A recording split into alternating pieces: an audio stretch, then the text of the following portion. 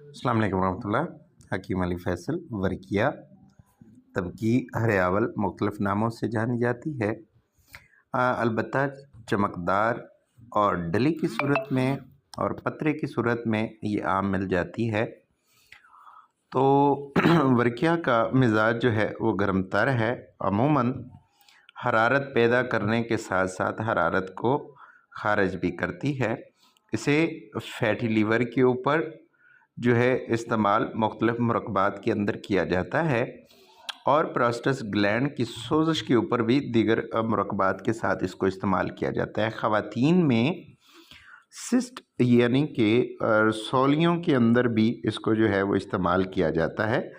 दीगर मुरक्बात के अंदर इसके तेल बना के जल्दी अमराज के लिए भी इसको इस्तेमाल किया जाता है। फिल्पा, सोराइसिस और इसके अलावा जो है